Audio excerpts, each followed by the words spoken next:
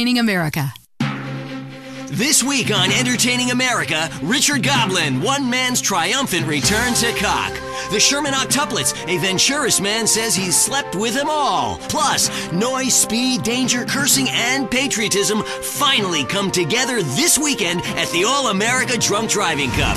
Hi from Vinewood, you're on Entertaining America with me, Billy Dexter, bringing you everything that is important in culture and entertainment, if there is a difference between the two, from the heart of entertainment in America, Vinewood, San Andreas. You with me, the Dex. Wanted to call the show Stack the Dex, but not yet.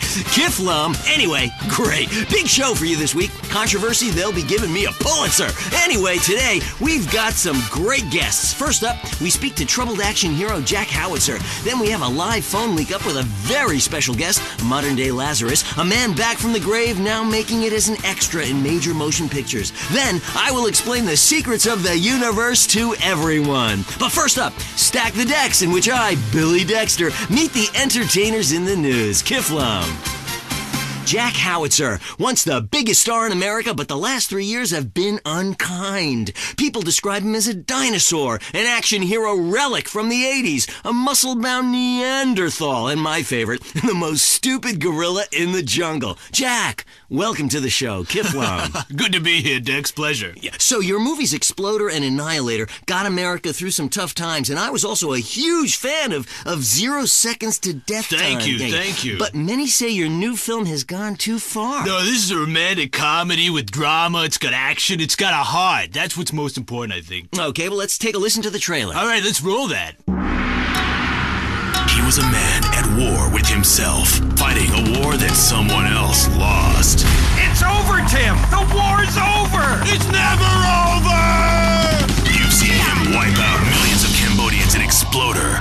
Now, Jack Howitzer is Tim in his most challenging role yet. We're here, Tim! A preschool for slow children? You're the new teacher, Tim! Special needs cop. It's the story of a psychotic ex-Marine showing tough love to special ed kids. One of you tards has been running Peruvian flake through the special ed school, and I'm gonna find it. No juice and cookies! Your movies suck, Tim! But soon, he becomes one of them. What is this? That's teacher's gun. You want to see it? Cool. Oh, you gone and shot yourself. Way to go! He was finally beginning to live a normal life. Then, all hell breaks loose. Tim, you're so stupid. You count with your fingers. You want to party with me? Bring it on! Tim, what are you doing? I fought for my country! Welcome to the land of freedom, bitches! Yeah! Special needs cop.